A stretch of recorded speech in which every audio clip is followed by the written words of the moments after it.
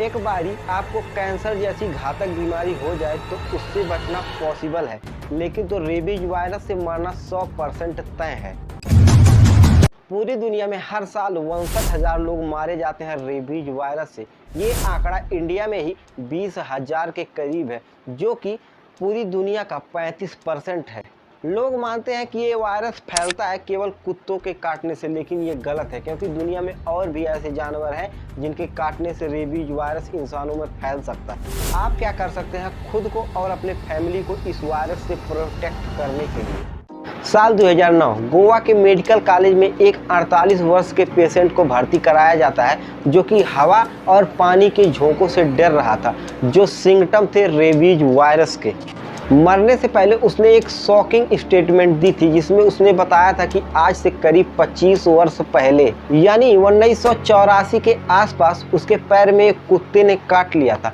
Postmortem report में भी मरने की वजह था रेबीज वायरस। यह कोई साइंस फिक्शन नहीं बल्कि सच्चाई है। रेबीज वायरस 25 वर्षों के बाद कारण बना एक इंसान की मौत का, जिसको देखकर डॉक्टर भी शॉक्ड थे।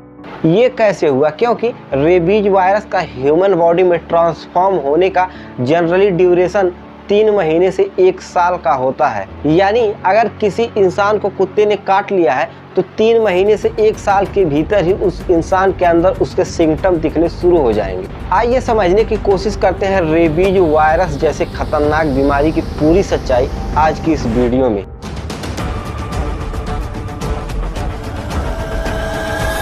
शुरुआत करते हैं सबसे बेसिक से, जिसके बारे में ज़्यादातर लोग नहीं जानते कि सभी कुत्तों के काटने से रेबीज वायरस नहीं फैलता। केवल वो कुत्ते जो खुद इस वायरस से इन्फेक्टेड होते हैं, उनके काटने से ही ये वायरस दूसरों में फैलता है।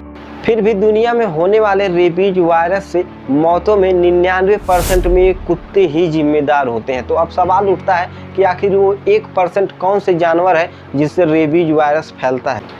तो कुत्तों के अलावा बिल्ली, चमगादड़, लोमड़ी और बंदर ऐसे जानवर हैं जिनके काटने से रेबीज वायरस हो सकता है। इनफैक्ट बिल्ली में भी वायरस तभी पहुंचता है जब उसे किसी इन्फेक्टेड कुत्ते ने काटा हो। रेबीज एक वायरल इन्फेक्शन है जो मुख्य रूप से कुत्ते, बिल्ली या चमगादड़ के काटने या खरोंचने से इंसानों में फैलता है। ये वायरस इंसानों के नर्वस सिस्टम में घुसता है और धीरे धीरे उनके दिमाग तक पहुंचकर उसे बर्बाद कर देता है। इस वायरस की सबसे डरावनी बात यह है कि अगर इसके लक्षण एक बार दिखने शुरू हो जाए तो इसका कोई इलाज नहीं है, मरना 100% तय है।